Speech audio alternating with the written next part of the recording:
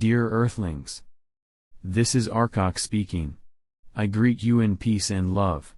First of all, I would like to express my admiration for your perseverance. It is very impressive to me that you keep working for the light and keep being good-hearted despite the darkness all around you. Second of all, I would like to talk about the divine plan, because Earth humans often seem to misunderstand it. A good example of the divine plan is that Source has decreed that you will be free to make your own choices, free from the shackles that currently constrain you. Source has decreed it, and thus it shall happen. It can be no other way. That said, when that will happen is up to the free will choices of conscious beings. In this case, it's primarily up to Earth humans. And how painful the path to that place will be, is also up to the free will choices of Earthlings. If we use that definition of a divine plan, then note that there is no divine plan for your personal life. This should not be shocking. You understand perfectly well that in most areas you should lock your door, because there is no divine plan that says that you will not get robbed if you leave your door unlocked. You also understand that you should avoid hard drugs, because there is no divine plan preventing you from getting addicted and dying a lonely and sad death. So you could think of the divine plan as determining the overall direction of societies and planets. However, individuals determine how exactly the divine plan plays out, through their own free will choices. Now, your soul may nudge you towards some things and your soul may set up certain situations. Hence the frequent and useful advice, if something bad happens to you, look for the lesson. Because indeed, your soul may have orchestrated this so-called bad thing so that you can learn a lesson from it. However, while your soul may nudge you in a specific direction, you still have free will. No matter how much your soul nudges you to travel to Japan, you're not going to end up in Japan if you keep consciously deciding against traveling there. I'm talking here as if your soul is separate from you, but of course in reality your soul is one part of you. Also, not everything that happens to you is automatically for your highest good. Talk to people who were raped or tortured or genitally mutilated, or talk to people whose children were murdered, and it quickly becomes apparent that not everything that happens is automatically for people's highest good. So why do bad things happen to good people? A huge part of the answer is that people have free will, and that includes them having the ability to hurt other people. Source greatly values the ability of people to have free will. Although the situation on Earth has become so unbalanced that Source has decreed that people on Earth shall be more free in the future to make free will choices without being shackled and limited by others, as so many people currently are. So how does the idea of destiny play into this? Well, what Earth humans think of as destiny is their own soul nudging them along a certain path, plus the pre-birth agreements they've made also nudging them along a certain path. But again, these are nudges. This is not an inescapable force. People always retain free will. By the way, it is strange to me that people sometimes make statements in which they say that they have no free will, such as, "I'm sorry, I have to ask you to leave." This is a false statement, because the person saying this doesn't have to ask this. Instead they choose to ask this. You always retain free will. Yes, this matters, although perhaps I am oversensitive to this, because I have used the "I have to do this" line in the past to justify my own atrocities, before I turn to the light. So Source has decreed that humanity will be free to explore and experience as they wish, so long as they don't limit that freedom in others. However, note that Source wants to let people have as much free will as is possible, and hence this can be achieved in a number of ways. This can be accomplished via an event, solar flash that uplifts humanity and ushers in a golden age on Earth. If we want the solar flash to not kill the majority of humanity, then we need the collective subconscious of humanity to be high, which means that the average level of consciousness on Earth needs to be high. This can be accomplished through a slower process of Earth humans gradually raising their consciousness, perhaps with galactics physically contacting Earth lightworkers behind the scenes. It can be accomplished through an evacuation of Earth and resettling unawake Earth humans on another world. It can be accomplished through a dying off and reincarnation of everyone who is not yet ready for 5D. In this scenario, maybe the dying off is gradual, or maybe it is sudden. If it's sudden, maybe the galactics get out if you want to be beamed up aboard our ships, say yes out loud message just before the sudden dying off. So, which of these scenarios is going to play out? It depends on the free will choices that Earth humans make. Right now the two most likely scenarios are either the event, solar flash, or the gradual raising up of humanity. But a few months from now, the odds may have shifted around. And yes, that also means that you, yes you, the one receiving this message, can make a huge difference. After all, the actions of the Lightworker Collective can be the difference between 2/3 of humanity dying versus only a very small group of humans dying and nearly everyone transitioning to 5D. If you don't believe me, consider the very unlikely scenario that half of all Lightworkers today start worshipping demons or working for the Dark Controllers, and over time, more and more Lightworkers start siding with the Dark. Or equivalently, consider the scenario where we beam up most Lightworkers, which similarly would lead to a plummeting of the collective subconscious of humans on Earth. In either case, the vibration of Earth humans would plummet. In this case, the Galactics and Gaia could choose to do nothing, and that would eventually lead to a catastrophe that requires Galactics to evacuate Earth humans to another planet, and Gaia herself might even get so fed up that she would trigger this catastrophe herself, because she's been hurt enough. Or the Galactics and the Cosmic Central Sun could decide to trigger the solar flash, but in this low vibration scenario it would kill most Earth humans. So that's not great. Or the Galactics could choose to directly move a portion of Earth humans to another planet, so that Earth would indeed be inhabited by high vibration people who could live in peace. And then the Galactics would have to work to give those other Earth humans as good a life as possible on that other planet. So in this scenario of many Lightworkers siding with the Dark, it turns out that Galactics have no option that leads to the vast majority of Earth humans remaining on Earth and being able to live in a free and heart-based society together. No, we're not going to bomb you into submission and then tell you to live in peace together. That's not how the Galactic Confederation operates. However, if we consider the more likely scenario that Earth Lightworkers keep holding the light, then in the not-too-distant future we can either start physically contacting Earth Lightworkers, or where we can have a solar flash. And in this case, we may be looking at a future where the majority or vast majority of humanity survives and is able to keep living on Earth. Which of these futures materialize, is mostly up to Earth Lightworkers.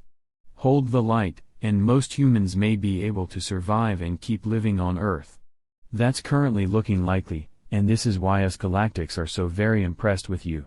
You are uplifting humanity towards a much brighter future than it otherwise would have.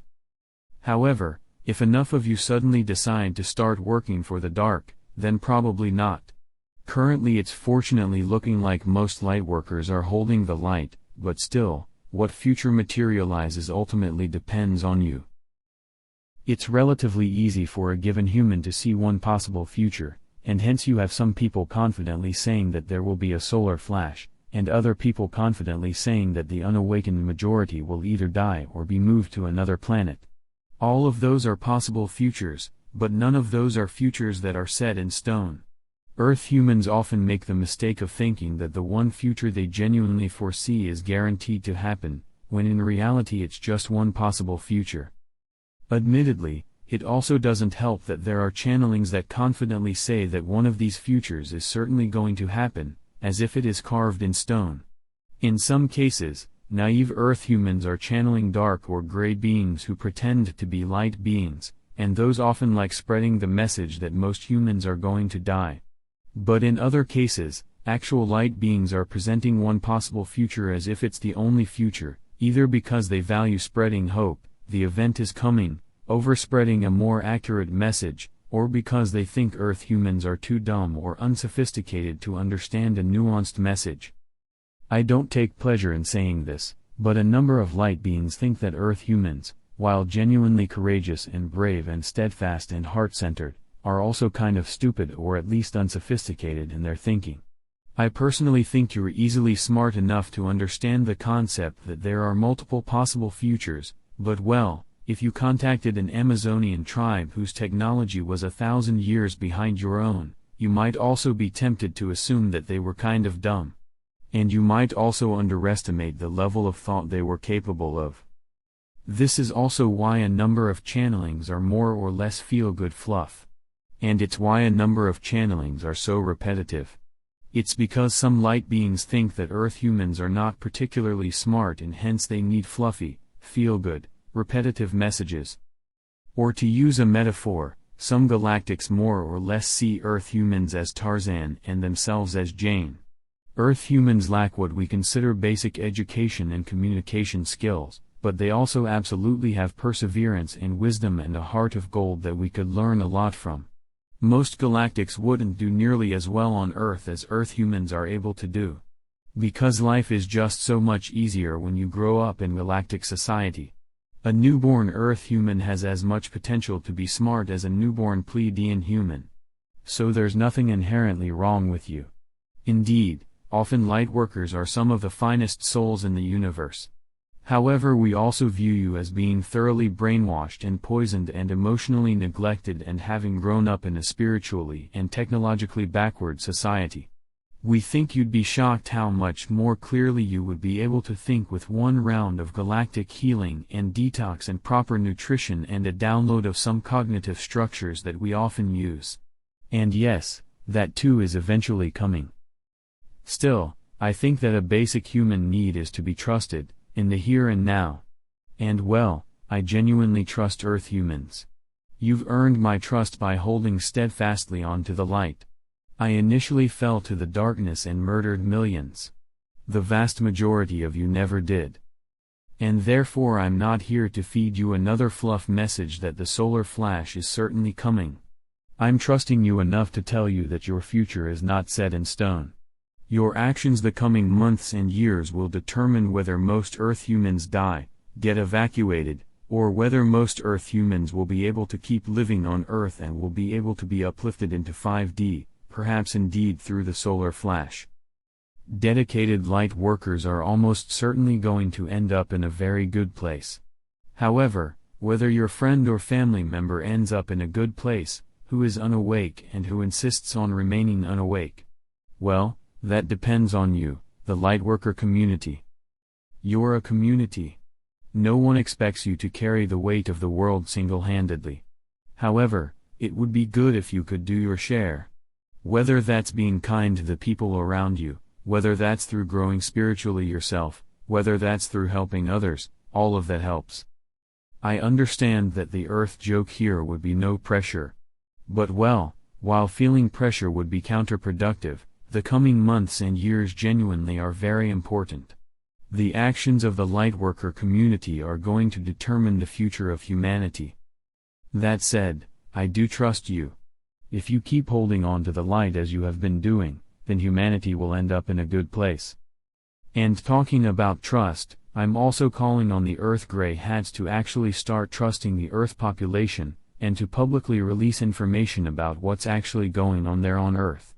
I understand that you Grey Hats think you're doing the right thing, and to an extent you are, but you're also yet another group that's not trusting humanity and that is trying to keep humanity in the dark and guide humanity's future. That is an old pattern. The solution is not to have one shadowy group defeat another one, the solution is to empower the average man and woman. Finally, I would like to share something that a noteworthy lightworker did recently. It inspired me and a large number of other galactics.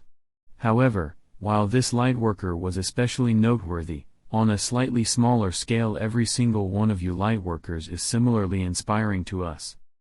A while ago, one of the most productive and evolved lightworkers currently on Earth was plagued by intrusive thoughts of ending his current incarnation.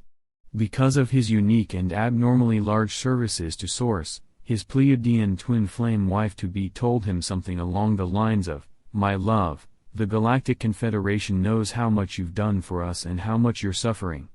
If you make a request to be beamed up to our ship, we'll consider it. It'll have to be discussed in a meeting about specifically your case, because normally we don't do this." Still, I estimate you have about a 50% chance that we'll beam you up, if you make the request. If the request is approved, we'll be able to be together." So the Lightworker asked Source for advice, and Source said that the Lightworker had free will and that Source would love him regardless of what he did. However, Source would prefer it if the Lightworker would remain on Earth for now. After all, Earthlings would greatly benefit from his high vibrations.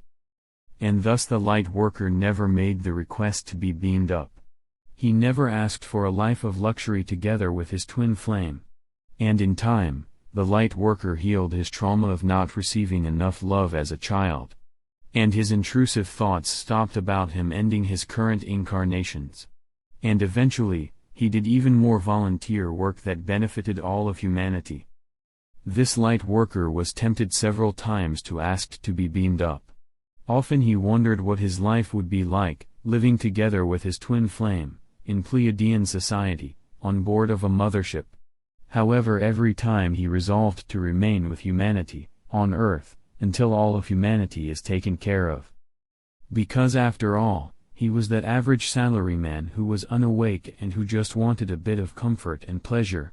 He was that homeless person on Earth. He was that widow who was grieving for her deceased husband.